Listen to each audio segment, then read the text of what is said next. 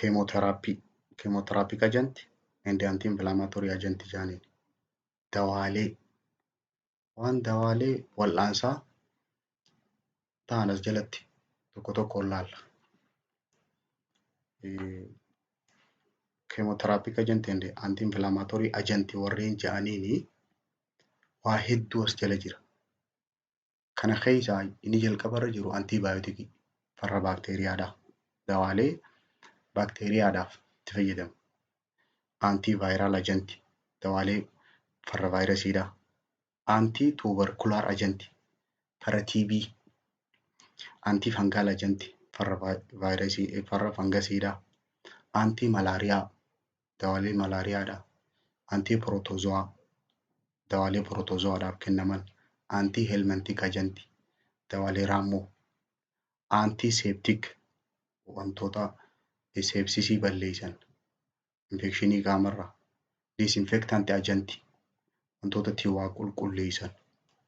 Anti-neoplastic agent dawaalee kaansariidha. Neoplastic means kaansarii jechuudha. Anti-inflammatory agent dawaalee inflammationiidhaaf kennaman. Anti-rheumatoid dawaalee riwumaatikiif kennaman. Rheumatic agent jechuun yeroo qaamni ofumaaf sababa dhukkuba sanii wajjin seeliin isaatti wal fakkaattee ofii balleessu. And related agent dawaalee hanga kanas jala laala. Boqonnaa kana finne waan hanga kana ni barra. Learning objectiviin kaayyoon mata duree kana barattuuf on the completion of this topic you will boqonnaa kana fitte you will identify the use akkaataa itti fayyadama. General drug action akka dawaan kun itti dalagu. General adverse drug reaction side effect dawaan kun qabu. Contraindication na eenyuuf dawaan kun hin kennamne. Precaution of eeggannaa taasifamuu qabu. Interaction dawaan kun dawaa biraatii wajjin akkam akka wal godhu. Of chemotherapeutic agent and anti-inflammatory agent dawaalee kana waan hanga kana hasaa beekuu qabda. Kabiraammaas wanni ijoon ati beekuu qabdu discuss way to promote optimal response to therapy. Akkaataa dawaan kun wal'aanu jiramoo wal'aanutti hin jiruutti dabaasan. Furmaata fidu jiramoo itti hin jiru. Nursing action to minimize adverse effect. Side effect dawaa kana gad hir'isuudhaaf waan nursing gootu. Important point to keep in mind akkasumas qabxiilee ijoo ati sammuu keessa qabachuu qabdu. When educating patient yeroo dawaa kana waa'ee dawaa kanatti fayyadama isaa patient yeroo barsiiftu qabxii ijoo ati sammuu qabachuu qabdu. Qabxii ati guutuu akka illee irraanfachuu hin qabdu. About the use of this chemotherapeutic agent and anti-inflammatory agent dawaalee kana yeroo akkaataa itti fayyadama nama barsiiftu qabxii ijoo ati sammuu keessa qabachuu qabdus ni baruu qabdaa jechuu qabu boqonnaa kana fitte. Okay. Now let us see chemotherapeutic drug wantoota jedhaman kana mee haa ilaallu. Chemotherapy jechuun maali? Chemotherapies donates bakki irraa dhufe chemotherapy jechuun kun use of chemical agent wanta keemikaala keessaa qabu tokko itti fayyadamu. Either natural or synthetic ka uumamaan jiru yookaan immoo kan warshaa keessatti tolfame. To destroy infective agent waan dhukkuba fidaa akka balleessuudhaaf yeroo itti fayyadamnu chemotherapy jedhama. Infective agent warreen jedhaniin wanti dhukkuba fiduu dandeessu gaa microorganismii akka bacteria, fungus, virus, protozoa, helminths jechuun raammoodha. And also to inhibit amma laal waa lama as keessatti dubbate tokkoffaa to destroy balleessuudhaaf wantoota kana. Akkasumas to inhibit growth of malignant or cancerous cell seeliileen kaansarii ta'an abnormally growth akkan guddanne dhoorkuudha. Yeroo isa kanatti keemikaalatti fayyadamnu chemotherapy jedhama. Chemotherapeutic agents chemotherapeutic ajantii wantoonni jedhaman are chemical which are intended to be toxic for parasitic cell but non-toxic to the host. Qabxiin ijoon as jirti gaa. Keemoteraapii ajantii yogguu jedhan keemikaala itti yaannee seelii parasaayitii saniif ta summiidha ta seelii parasaayitii sana ajjeesuu dandeessu garuu ta haadhoodhaaf summii hin tahin haadhoos wanni kun keessa jirtu san. Kana jechuun nama tammiine waan keessa jiraatan ta balleessitu. Keemikaala kanaanii keemoteraapii ajantii jedhanii. Antibiyootikii jechuun maali? Farra baakteeriyaa jechuudha. Are substance produced by wantoota by microorganism irraa tolfame inni kun achirraa oomishamee which suppress the growth and multiplication or kill other microorganism at very low concentration.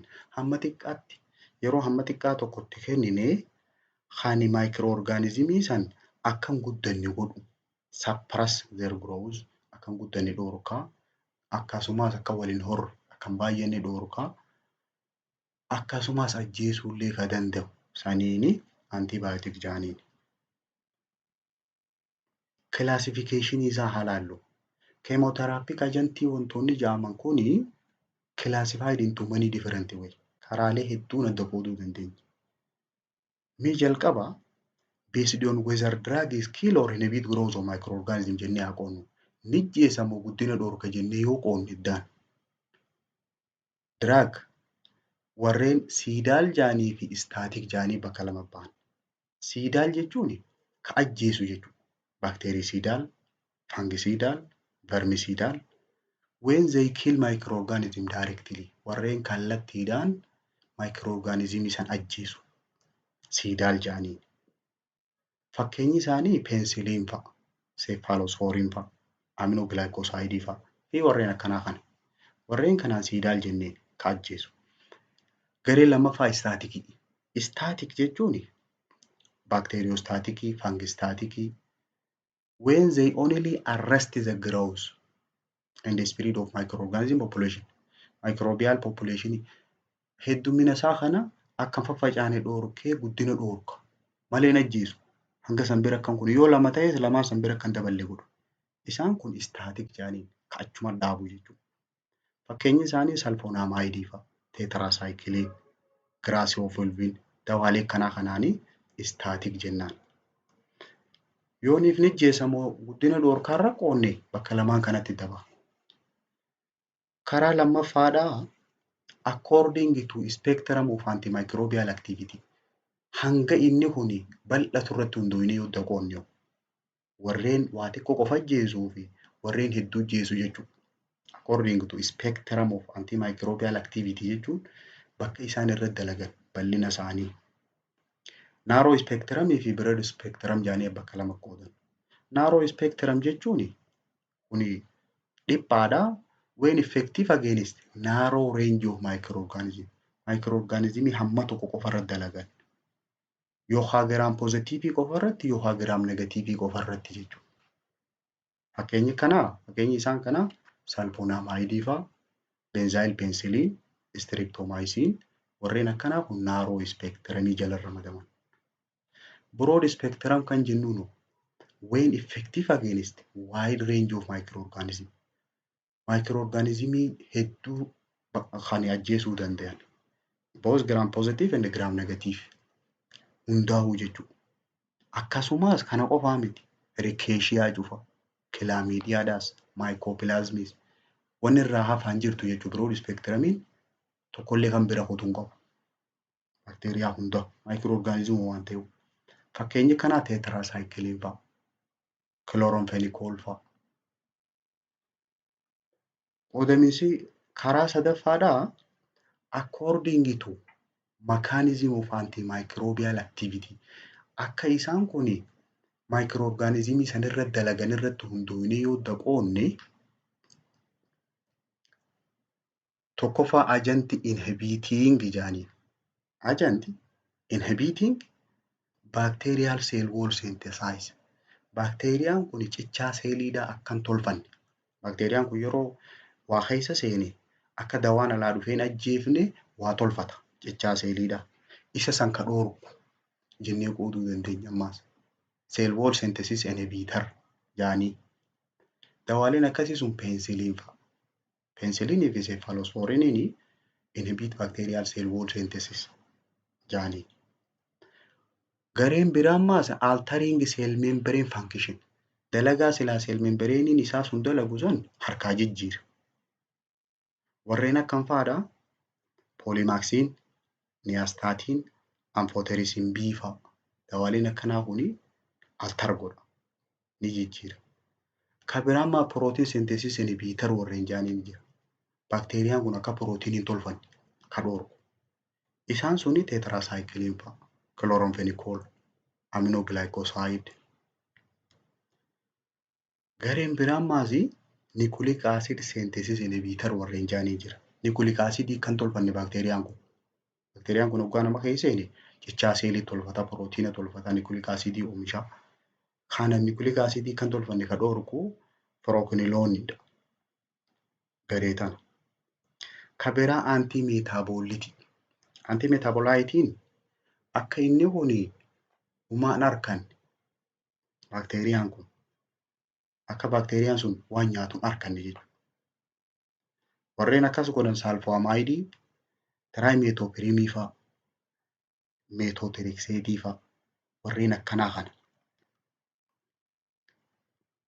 Meemmaan tana itti aansinee maal laallaa? Drug resistance ilaalla. Drug resistance yoggaa jedhan dawaan kun bakteeriyaa kana ajjeesuu dadhabuu jechuudha. Bacteria said to be resistant.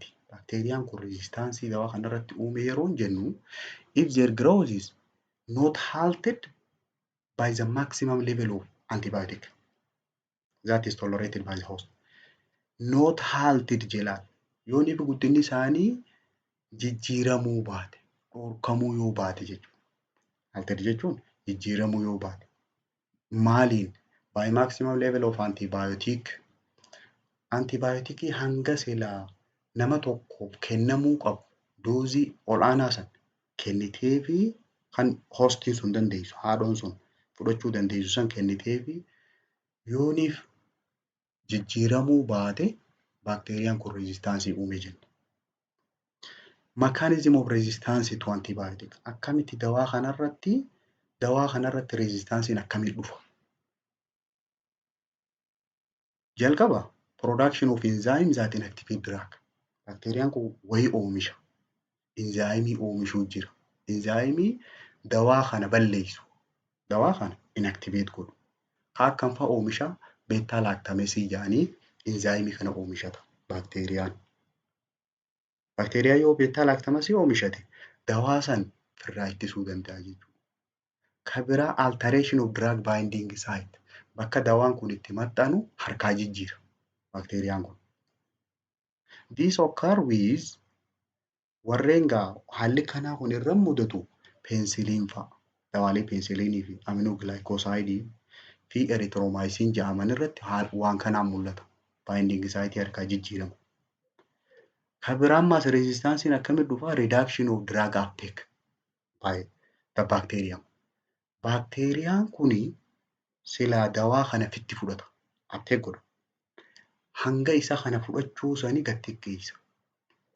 Silaa hoggaa dawaan itti kenname bakteeriyaan kun afaan horeetii dawaa kana fudhata. Isa san gad xiqqeessa. Tetracycline fa'aa warreen kun mudachuu danda'u. Ka biraa alteration of enzyme. Enzaayimii silaa isa kana baadhatee bakka san geessuutu jijjiirama. Dihydrofolate reductase become insensitive to trimethoprim. Enzaayimiin dihydrofolate reductase jedhamu silaa yeroo fi dawaa trimethoprim kanatti kennine sensitive ta'ee kakayeeti bakka bakteeriyaan jiru san geessa. Hin kakabu. Haala kanaan resistaansiin dhufti. Delaying emergency of resistance. Turuu resistaansii dawaa kanaa. Emergency resistaansii kana tursiisuudhaaf wantoonni godhamuu qabu akka reezistaansiin kun hin kaane dawaan kun baakteeriyaan kun dawaa kanaa wajji akka waliin barre godhuudhaaf tokkoffaa antimicrobial should only employed when actually required. Reezistaansii kana hambisuuf waa sadii godhamuu qabu. Tokkoffaa dawaan kun yeroo barbaadame qofa kennamu. Namni kanumatti dawaa lafa bakka harkee fuudhee liqimsuu hin qabu. Ammaas osoo hin finne dhiisuu hin qabu. Tokko kana. Only employed when actually required. Kan lammaffaa narrow spectrum agent should be employed whenever possible. Yeroo barbaachisellee dawaa biroo spectrumii osoo hin ta'in naaroon kan takka giraam negatiivii qofa yookaan poozitiivii qofa ajjeesu suni kennamuu qaba. Baakteeriyaa sana ajjeesuuf. Kan biraa new antibiotic should be reserved. Dawaan haarayni qophaa'uu qaba. Yoo reezistaansii kanarratti uume yoo kun reezistaansii ta'e kun isa kana furmaata tahee bakka bu'uu danda'a hajaamu jiraachuu qaba. Wanni itti aanu maali? Selection of antimicrobial agent dawaalee kana filachuudhaaf. Fakkeenyaaf nama wallaanuu deemnaa jennu dawaa kana filachuun nurra jira. Filachuuf maal irratti hundoonee filanna? Tokkoffaa the identity of infecting organism. Organismiin nama kana miidhuu jiru suni eenyu? Isa san. Eenyummaa isa sanii beekuu qabu. Kan lammaffaadhaa drug sensitivity of infecting organism. Waan isa kana miidhuu jiru kanaaf dawaan kun akkami? Wajjin wal qeebala. Balleessuu danda'a. Kan biraa host factory jira. Haadhoo nuti wallaanuu deemnu kuni site of infection bakka infekshinii sun jiru. Gubbaa tana jira moo gad jira? Siistama keessa jira moo gubbaa tanarra jira? Immunity of host. Namni sun hangam takka immunitiin isaa jabdu, eejiin isaa akkam, seeksiin isaa, saalli isaa, pireeginaansiidha namni kun. Dawaa filachuudhaaf wantoonni ilaalamuu qabu. Orgaan function. Orgaan isaa kun sirri dalagaa rakkoo qabanii kaalee fi tiruun akkam. Wantoota kanarra hundooneeti dawaa filanna. Amma gaa dawaalee jennu kana keessaa mee jalqaba cell wall synthesis inhibitor warreen jaamu haalaan. Baakteeriyaan cell wall kan oomishanne warreen dhoorku.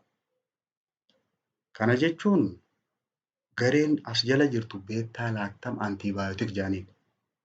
Beta lactamiin kun enzaayimii baakteeriyaan oomishatu. Isa kana hadhoorku jechuudha. Beta lactam antibiotic warreen jaaman afuri. Penicillin, cephalosporin, monobactamii fi carbapenem jaaman. Isaan kun walitti beta lactam antibiotic jaaniin. Kan biraa kana jala hin jirre azariinii, fosfomycin, cycloserine, baasitraasinii fi vancomycin faani azarii jala jiran. Walitti garee maal jala jiranii? Cell wall synthesis inhibitor jala jiran. Gareelee tana keessaa tokko ilaaluu yaana penicillin irraa haa eegallume. Penicilliniin kuni mechanism of action isaa akkam gareetam jala jira jenne cell wall synthesis inhibitor jenne. The cell wall of bacteria is essential for their normal growth and development. Cell walliin baakteeriyaadhaa kun guddachuudhaaf wal horuudhaaf barbaachisa. Kanaafuu kan inni kun hin guddannee fi wal hin horre yoo godhuu barbaanne cell wallii isaan kan dhoorkutti kennina. Kanaaf penicilliniin kun akkam godhaa? The penicillin is interfere with bacterial cell wall synthesis. Akkan oomishanne akkan tolfanne dhoorkeeti cell lysis godha. Cell wallii san ni balleessa. Lysis jechuun dissolve godha. Due to osmotically less stable membrane. Membrane kana keessaan hulluuquu waan danda'uuf inni kuni balleessuu danda'a. Kanaafuu isaan kun gareetam jala jiranii they are bactericidal jaaniin. Warra baakteeriyaa kana ajjeesu jechuudha. Spectrumiin isaa eenyu ajjeesa inni kuni? Penicilliniin gaa gram positive irratti very goodidha. Gram positive hunda ajjeesuu danda'a. Baakteeriyaa gram positive ta'an. Especially for the narrow spectrum penicillin. naaroo ispeektiram peensiliiniin isa keessaa xiqqaa jennuun yoo itti kennine baakteeriyaa giraam poozitiiviidhaa dhukka irraa kaasa. Giraam negatiivii irratti good for aminoo and anti-pseudonormal penicillin. Penicillinii kana aminopeensilin faan anti-pseudonormal penicilliniin faan giraam negatiivii ajjeesuu danda'a. Anaayiroobii irratti hoo baakteeriyaa warreen anaayiroobiik ta'aniin veerii gudiidha. Anaayiroobii irratti baay'ee dalaguu danda'an. Garuu only with anti-pseudonormal penicillin. Penicillinii anti-pseudonormal jedhan kanaa wajjin garuu kan veerii gudii ta'u malee kophaatti ajjeesuu hin danda'u. Resistance of organism amma orgaanizimiin isa kana firraa ittisuu danda'u. Dawaa kana firraa ittisuu danda'u meetaasiliin resistance staphylococcus aureus warreen jedhaman rezistaantii uumuu danda'an.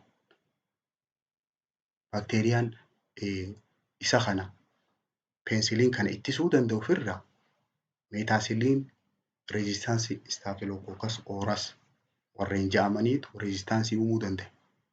MRSA. Vaankoomaayisin rezistaantiin enterococcus warreen jedhamaniitu rezistaansii uumuu danda'a. Siidoonoomasiin warreen siidoonoomasiidhaa rezistaansii hedduu uumuu hin danda'u. Garuu but only with anti-pseudonormal penicillin irratti rezistaansii uumuu danda'an baakteeriyaan kun. Special sensitivity kan penicilliniin kun qabu. Dhukkubni inni akkaan fedhu baakteeriyaan inni akkaan barbaadu kan akkaan inni fitti harkisu Neisseria meningitis. Neisseria meningitis giraam negatiiv kookas baakteeriyaa ta'e. Baakteeriyaa sanyii giraam negatiivii ta'ee sheeppiinsaa kookii taatee susceptible to IV penicillin G. Dawaa penicillin G kana IVdhaan yoo kennineef hogguma takkatti balleessuu danda'a isa kana. Jidduumattuu penicilliniin kun gosa qaba. There are 4 types of penicillin. Penicilliniin kun gosa 4 jira. Narrow spectrum penicillinase resistance aminopenicillinii fi anti-pseudonormal warreen jedhamanii jiru gosa 4 qaba. Sanyii 4 penicilliniin kun. Classification of penicillinii kana yoo qooduu barbaanne tokko tokkoon natural penicillinii jira ka uumamaa. Natural penicilliniin kun half narrow spectrumidha. Baakteeriyaa hedduu ajjeesuu hin danda'u. Narrow spectrumidha. Highly active against sensitive strain of gram positive cook. Baay'inaan kan inni dawaatiif baakteeriyaa gram positive ta'ee kookii ta'e. Readily hydrolyzed by beta lactamase. Natural penicilliniin enzaayimii baakteeriyaan oomishu beta lactamase kanaan dafee bada. Enzaayimii kana bira kutuu hin danda'u. Penicillineesii. Baakteeriyaan kun beta lactamasiin kun takka penicillinees jedhaniin. Penicillinii kana warreen firraa ittisuu danda'u jechuudha. Natural penicilliniin yoo ilaalle acid lebaayiliidha. Acid lebayil so are not taken orally. Acidii keessa dabruu hin danda'u. Acidiin garaachaa kun waggoota akka balleessiti. Kanaafuu not taken orally afaaniin fudhatamuu hin qabu. Inni kun. Preparationiin isaa natural penicilliniin lafa kanarra jirtu. Inni jalqabaa penicillin G. Penicillin G jedhaniin penicillin G sodium yookaan crystalline penicillin kan jedhamu. Protein penicillin G. Byzantine penicillin. Protein penicillin fortified PPF jechuudha. Aasilintaa jedhanii isa. Isaan kuni natural penicillinidha. Penicillin G, protein penicillin, Byzantine fi PPF warreen kun. Natural penicillin are measured in unitiin isaa akkaataa inni itti safaramu in international unity. International unityidhaan safarama. Ispeektiramiin isaa wanni inni balleessuu danda'u. Ispeektiram jechuun baakteeriyaan inni kophaa bahee ni ajjeesuu danda'u. Streptokookii, Pneumokookii, Meningokookii, Tiraaponeemaa paalidam kan dhukkuba maal fidu sani? Coottoo moo fantoo fida? Tiraaponeemaa paalidamii sexual transmitted infection fiduu danda'a. Warreen kana natural penicilliniin dhukka irraa haasaa. Penicilliniin taayipii isaa keessaa gosti takka classification isaa keessaa tokko natural jenna. Kan lammaffaa semi synthetic jedhanii.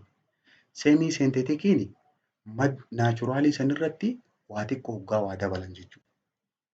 The aim of producing semi synthetic penicillin is sababni isa kana waa xiqqoo waa irratti dabalaniif maali? Waa sadiifi. Because of penicillin G wanni inni qabu penicillin G has poor oral efficacy. Afaaniin yoo fudhatte asidii balleessaa da'ummaan qabu akka rakkoo kana ilaalanii. Kan biraa susceptibility to penicillins enzyme beta-lactam jedhamu sani bira kutuu hin danda'u. 2. Narrow spectrum of activity. Waa xiqqishoo qofa keessa waan keessatti dalagu waan qabuuf kanarra hundaa'anii rakkoo tana furuuf warshaadhaan waatti dabalan semi synthetic tanaaf godhan. Warreen semi synthetic jedhaniin kun classification of semi synthetic penicilliniin rakkoon jalqaba asidii bira kutuu dadhabe jenneemi kanaaf acid resistant alternative to penicillin G kan bakka penicillin G san bu'u kammoo asidii san dandamachuu danda'u. Suni eenyu phenoxymethyl penicillin. Penicillin V jedhaniin yookaan penicillin V. Very similar to penicillin G. Inni kun penicillin G dhaa wajjin yoo wal bira qabde baay'ee wal fakkaata. For aerobic gram positive microorganism. Microorganismii gram positive ta'an hunda ajjeesuu danda'a. Garuu stable in acidic media. Asidii garaachaa kana keessa dabruu danda'a jechuudha. Classification isaa keessaa kan lammaffaa penicillin resistance penicillin. Kareefuu beta-lactamii dabruu hin danda'u jenne penicillin G. Kun ammoo sanyii penicillinii ta'ee kan isa san firraa dhorkuu danda'u. Anti-staphylococcus jedhaniin dawaa kana walitti dawaalee farra staphylococcusdha jedhaniin. Eenyufaa isaan include cloxacillin.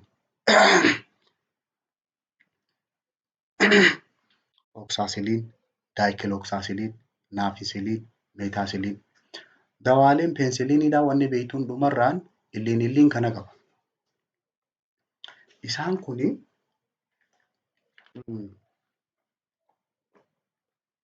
penicillin resistanceidha malee penicillinesiisan ofirraa ittisuu danda'an malee very narrow spectrumidha. Hangi isaan keessatti dalagan waa xiqqoo. Wanni isaan keessatti dalagan beta-lactamase resistaansii qofa bira dabru. Gareen sadaffaadhaa extended jedhaniin extended spectrum penicillin yookaan amino penicillin warreen jedhan. Penicillin irratti amaayinii dabalan. Isaan kuni ampicillinii fi amoxicillin fa'aadha. Beta-lactamase sensitive jedhaniin. Warreen amino penicillin jedhaman kuni ampicillinii fi amoxicillinii warri isaan irra dalagan garuu staphylococcus hin danda'an laal beta-lactamase sensitive jechuun enzaayimii san firraa ittisuu hin danda'an. Enzaayimii san firraa ittisuu hin danda'anii spectrumiin isaa gram positive cookii not staphylococcus. Staphylococcus irraa waan hafe baakteeriyaa gram positive ta'e hunda Escherichia coli, Haemophilus influenza, Listeria monocytogenes. L monocytogenes jechuun Listeria monocytogenes kanaaf kun ampicilliniitu dhukka irraa kaasa warreen hangahan. Borrelia burgdorferi kan jedhamu Amoksaasiliiniitu dhukkee irraa kaasa. H. pyloriidhaas dabalatee. H. pyloriin kan bakteeriyaa garaacha keessatti wal horu sana. Dawaa kilaasifikeeshinii peensiliiniidhaa keessaa tokko birood ispeektiramii tahee antiisiidonoomaalii fi beettaa laaktaamesensitiiv warreen ta'an. Warreen hedduu bakka takkatti ajjeesuu danda'u jechuudha. Isaan sun eenyu faadhaa? Tikaarsiliin, piiparaasiliin, azoolsiliin warreen kun birood ispeektiramii. Birood ispeektiram yeroo jennu negatiivii fi poozitiiviis waliin ajjeesu jechuudha. Ispeektiramiin isaa inkiriis aktiivitii against giraam negatiiv rood. Poozitiivii qofa osoo hin tahin negatiivillee dabalatee including Pseudomonas aeruginosa bakteeriyaa jedhama. Isa kanallee ajjeesuu danda'a inni kun. Birood ispeektiramiin kun. Kilooksaaselinii kana mee haa laallu kophatti. Kilooksaaseliniin peensiliinees rezistaanti peensiliin jedhaniin. Warreen beetalaatamii san bira kutuu danda'u kilooksaan kun. It is acid resistance as well. Akkuma ammaa enzaayimii san bira kutuu danda'utti asidii garaachaa jalaas bahuu danda'a. So it is effective against penicillin producing Staphylococcus aureus. Bakteeriyaa Staphylococcus aureus jedhamu kan penicillin oomishu. Enzaayimii kana oomishee dawaan irraa ittisu kanaaf effectiveidha kilooksaan. Their absorption is affected by food. Xuuxamiinsa kanaa garuu asidii birallee yoo kute nyaataan ni miidhamu. Kanaafuu given before food. Nyaata dura kennama. Acid stabiliidha. Asidii jala dabruu danda'a. Parenterally administered inni kun. Lilmeedhaan illee kennamuu danda'a. Meetisiliinii yoo furan, meetaasiliiniin acid levaayiliidha. Asidii bira kutuu hin danda'u. Ammaas wanni inni uumu result allergic reactioniif. Dawaan peensiliiniidhaan hedduun isaa allergikii qaba. Allergic reactioniifidha. Naafisiliinii yoo laalle erratic and incomplete absorption from GIT. Inni kuni garaacha keessatti hin xuuxamu gonkumaa'u. Erratic jechuun waldida. Asidii garaachaatii wajjin. Kanaafuu so given IM or IV takka inni kennamaa yookaan IV kennama malee afaaniin hin kennamu inni kun. Ampicillin yoo laalleewu. Ampicillin it is acid stable, acidii jala bahuu danda'a. Well absorbed after oral administration. Afaaniin hoggaa fudhatame sirriitti xuuxama. Garuu rakkoon isaa kanaa maali? Destroyed by penicillins. Enzaayimii kanaaf balleessa isa. Tokko kana. Amoxicillin it is more rapidly and completely absorbed from GIT than ampicillin. Ampicillinii fi amoxaa yoo wal bira ilaalle amoxaatu guutumaa guututti saffisaan irra xuuxama jechuu garaacha keessatti. Akkasumas wanni amoxaan ampicilliniin itti caalu has longer duration of action. Yeroo dheertuudhaaf turuu danda'a. Its absorption is less affected by food. Xuuxamiinsi isaa waa xiqqoo nyaanni kan inni miidhu. The incidence of diarrhea is less than ampicillin. Carraan diyaariyaa nama qabsiisuudha. Waa xiqqoo ampicillin irra. Ampicilliniin yoo fudhatte carraa diyaariyaa si qabuu qabu. The antimicrobial spectrum isaa yoo laalle manga bakteeriyaa isaan kun ajjeesan yoo laalle wal fakkaata. Similar to ampicillin. Garuu but amoxicillin is less active against Shigella. Shigella irratti waa xiqqoo. Amoxicilliniin Shigella ajjeesuu hin danda'u. Ampicilliniitu irra ajjeesuu danda'a. Maaliif fayyadamna? Yuuziin peensilinii kana akka waliigalaatti. Dawaa peensilinii fayyadamna yoo jenne nama maal qabuuf? Peensilin yuuziin tokkoffaa streptococcal infection Infekshina sababa streptokokkaaliidhaan baakteeriyaa kanaan dhufu like pharyngitis dhukkubii qoonqoodhaa jechuudha. Farnaksiin pharyngitisii. Kan biraa pneumococcal infekshinii. Infekshinii sababa pneumococcal dhufu nimooniyaa fa'aa jechuudha. Meningococcal infekshin sababa meningitisii fa'aa. Gonorrhea dhukkuba sexual transmitted disease akkasumas syphilis kan Treponema pallidamiin dhufu sana. Tetanus. Skin and soft tissue infection. Infekshina gogaadhaatii fi tishuu lallaaftuudha. Kanaaf itti fayyadamna. Aminopensiliiniin ammoo kophatti kan akkuma jiru ta'ee the aminopensiliin are used to treat urinary tract infection. Infekshinii karaa fincaanii. Sinusitis, inflammation of sinus, otitis media, rakkoo gurraa jechuudha. Dhukkubbii gurraa. Lower respiratory tract infection. Infekshinii karaa qilleensaa sirna hargansuu irraa karaa gadii jiran. Asirratti wanni beekuu qabdu. Note B. Penicillin do not enter central nervous system. When the meninge is normal. Yeroo menenjiin wanni sammuu eegaa sun normaaliidhaa. Dawaaleen penicilliinidhaa kun sammuu seenuu hin danda'an. Garuu when meninge is inflamed. Garuu yoo meningitisiin faan jiraatee sammuun tun inflamed taatee penicillin is intercentral nervous system more easily. Salphuma seenuu danda'a. Wanni beekuu qabdu. Adverse reaction side effect penicilliinidhaa kun akka waliigalaatti qaban maali? Wanni inni ittiin beekamu tokkoffaan alarjii qaba. Skin rash, qaamarratti waa nama faffacaasu, diraag fever, laydaa sababa dawaatiin nama qabduu jira. Alarjii irra. Artikaariyaa, qaama nama bobbeessu, angiioneurotic edema. Angiioneurotic edema jechuun sudden accumulation of fluid under skin jechuudha.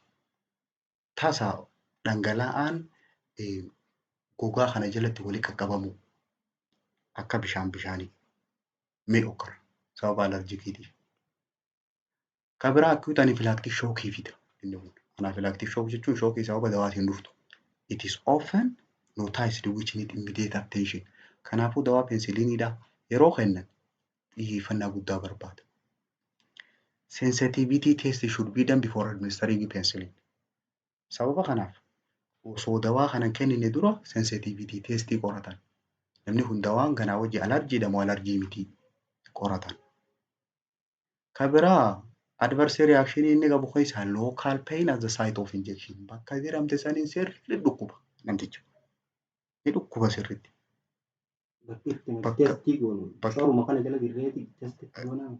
Bakki nuti allergic reaction bakki itti ilaallu akkuma TAT fa'aa ilaalan san jechuudha. Akkuma TAT fa'aa waa xiqqeeshoo waraabanii isuma kana xiqqoo diranii ilaalanii.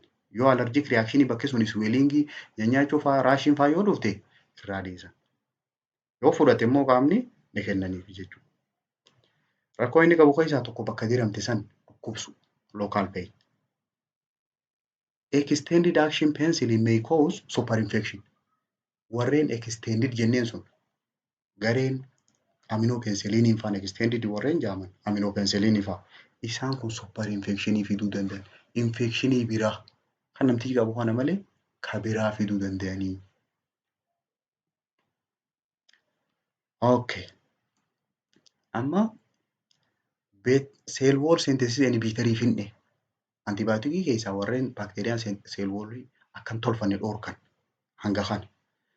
Beta lactamase inhibitor laallamma. Beta lactamase kuni is family of enzyme produced by bacteria. Kuni enzyme baakteeriyaadhaan oomishamu keessa jira enzyme kun. That inactivated by beta lactam antibiotic. Hani baakteeriyaa enzyme baakteeriyaan kun tolfate kuni dawaalee antibiyootikii isa kana inactivate godhuu danda'u qofaatu isa kana balleessa. Inhibitor of this enzyme warreen jedhaman dawaaleen inzaayimii kana dhorkuu danda'an akka baakteeriyaan inzaayimii kana gad hin oomishanne kan dhorkan kilaabuliniik aasidii fa'a. Kilaabuliniik aasid fi salbaktam. Kilaabuliniik aasidiin kuni eenyu wajjin walitti dabalama? Amoksaadhaan wajjin walitti dabalameeti amoksaasiliin pilaas kilaabuliniik aasidiin waliin maal jedhaniini karaa biraatiin oogumantiin jedhaniini isaan kun inhibiit godhan jechuudha. Amoksaasiliin kilaabuliniik aasidii hangam takkaan walitti dabalameeti laal miligiraama 250 yookaan amoksaa 750 kanaa fi kilaabuliniik aasidii 125 itti dabalan. Yeroo kana isiin tuni inzaayimii sanii balleessiti jechuudha. Inhibiit gooti. Eenyuu fayyadamne? Yuusdiin. Gabaabsinee da'ummaan inni kun itti fayyadamnu tokkoffaa saayinasaayitas nama qabu. Lower respiratory tract infection akka nimooniyaa fa'a. Acute otitis media rakkoo gurraa ear infectionii acute. Skin infection infectionii gogaadhaa qaama faarratti waan nama bobba'uu jechuudha. Streptococcus staphylococcus kan dhufuu danda'u. Kan biraa diabetic foot infection infekshinii nama DM qaburra dhufu. Miila irratti infekshinii miilaa nama DM qaburra dhufu. Baakteeriyaa gosa fedheen haa dhufu staphylococcus aeroobikii fi anaeroobikii giraam negatiiviidhaan haa dhufu. Inni kuni dawaadhaa jechuudha. Oogumantiin kun yookaan amoksaasiliinii fi kilaabuliniik aasidii walitti dabalama kun. Use of amoksaasiliin amma egaa standard treatment guideline irraa hoggaa fudhanne. Amoksaan kun eenyuuf wal'aansa eenyuutiif itti fayyadamna? Tokkoffaa acute bronchitis nama qabu. Acute bronchitis nama qabu parastilaayiniin amoksaadha. Amoksaa kana miligiraama 250 yookaan hanga 500tti TIDPO'dhaan guyyatti yeroo 3 afaanii. Ijoolleedhaaf ammoo miligiraama 20 irraa hanga 40tti per kg per day guyyatti. PO in 3 divided dose bakka 3tti adda fuunee jechuudha. Yookaan immoo ampicillin nama acute bronchitis qabuuf yoo ampicillin taate guyyatti yeroo 4. PO daily in 4 divided dose jechuun guyyatti yeroo 3 jechuudha. In 3 divided dose jechuun guyyatti yeroo 3 jechuudha. Waan biraan sahin. Hangam takkaa fi 4, 5 up to 7 day lachuu tuufuu jechuudha. Guyyatti yoo amoksaa taate yeroo 3 ampicillin taatu yeroo 4 guyyaa 5 irraa hanga 7 fi turtiinsaa. Kan biraa nama mild nimooniyaa qabuuf nama nimooniyaa qabuuf amoksaa miligiraama 500 PO every 8 hour jechuun TID jechuudha. Guyyatti yeroo 3 jechuudha. 4, 5 up to 7 days. Nama saayinasaayitas qabuufoo amoksaa miligiraama 250 irraa hanga 500 TID PO'dhaan kun guyyatti yeruma 3 amoksaan. Tonsillitis nama qabuufoo inflammation of tonsil. Tonsillitis nama qabuufis miligiraama inni isaa 250 irraa hanga 500tti TID guyyatti yeroo 3 PO for 7 days. Kan biraa typhoid fever nama qabuuf urinary tract infection nama qabuuf otitis media nama qabuuf kana hundaa fayyadamne jechuudha. Eenyu amoksaa. Amma egaa peensiliin yuuzii asirratti wanni ati beekuu qabdu. Gabaabsitee asirratti waan hangamma haasofne san fidna. Rootiinsaa karaa lamaan oraalii fi IV'dhaan. Asiin gamana deebi. Mechanism of actionii kan akkootu. Mechanism of actioniin akkam godha jenne? Cell wall synthesisii kana inhibit godha jenne. Cell wall synthesis inhibitariidha. Bactericidalidha. Inhibit transpeptidase of cell wall. Cell wallii Baakteeriyaan kun oomishu kana dhorka. Mechanism of action isaa kan reefu ilaalle sani. Yuuziin isaa hoo waa meeqaaf fayyadamna jenne? Tokko otitis media jenna. Meningitis nama qabuuf jenna. Sore throat yookaan pharyngitis dhukkubbii lubbuu. Pneumonia fi respiratory infection, lower respiratory infection warreen qabuuf. Asiin gad deemi septicemia nama baakteeriyaan dhiiga keessa seeni.